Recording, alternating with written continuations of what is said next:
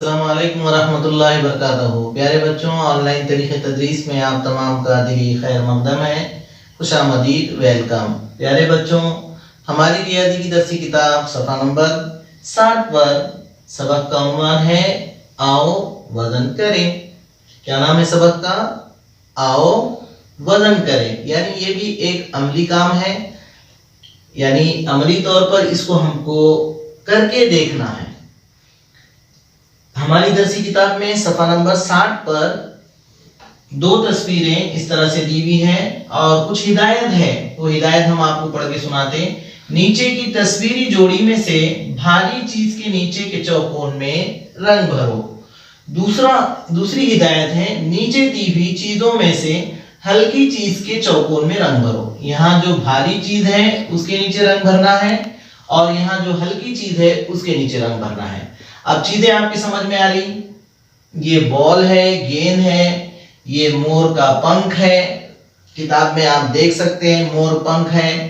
ये यहाँ पर फुग्गा है, बलून है,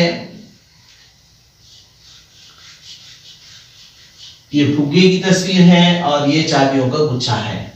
यहाँ पर भारी चीज के नीचे रंग भरना, यहाँ पर हल्की चीज के नीचे रंग भरना।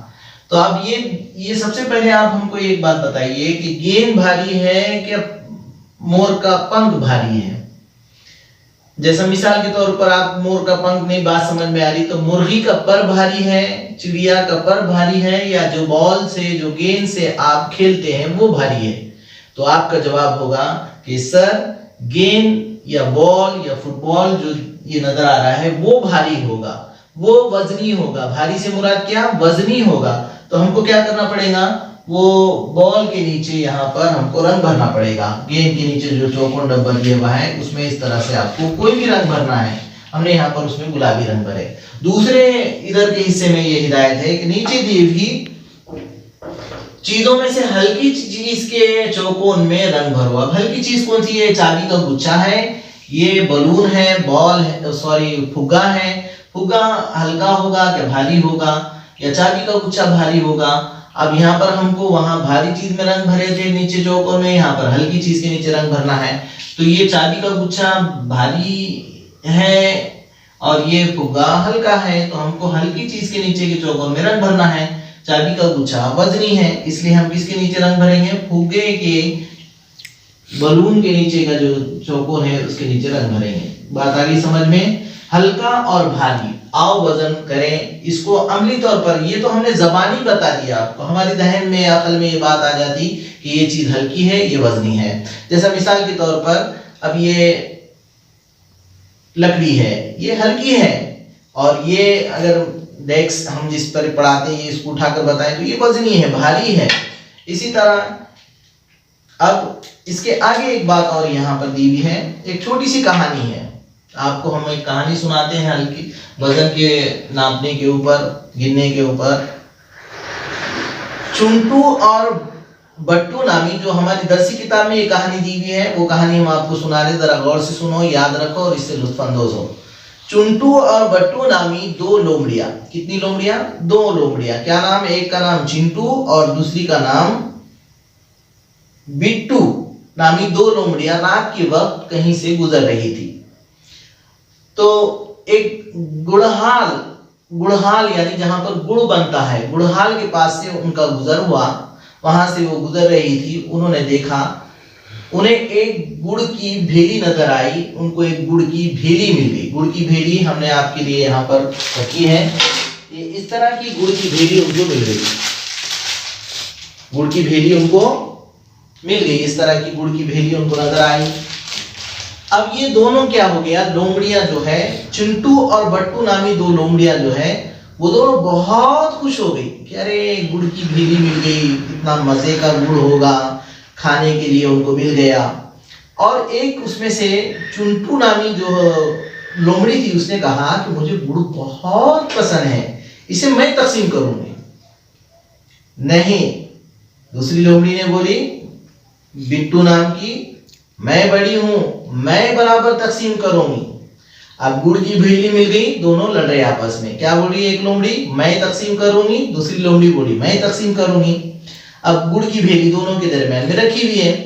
उतने में एक भालू जिसका नाम भोलू था, भालू दिखता भी ऐसा भोलू गब्बू गब्बू है ना, भोला भाला, वो भालू जिसका नाम भोलू था वो ये झगड़ा देख रहा था, वो उनकी मदद के लिए वहां पर आ गया और उसने कहा सुनो आपस में झगड़ा मत करो, मैं तुम दोनों में बराबर बराबर गुड़ तकसीम कर देता हूं। क्या कहा कि ए लोमड़ियों आपस में झगड़ा मत करो, मैं आपको दोनों के दरमियान में बराबर बराबर गुड़ तकसीम कर देता हूं। किसने कहा? भालू जिसका नाम भोलू था उसने।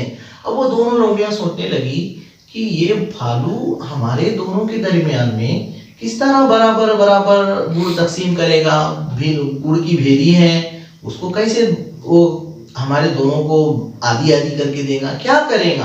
तो ये दोनों सोच में पड़ गई और इस तरह से सोचने लगी कि किस तरह होगा।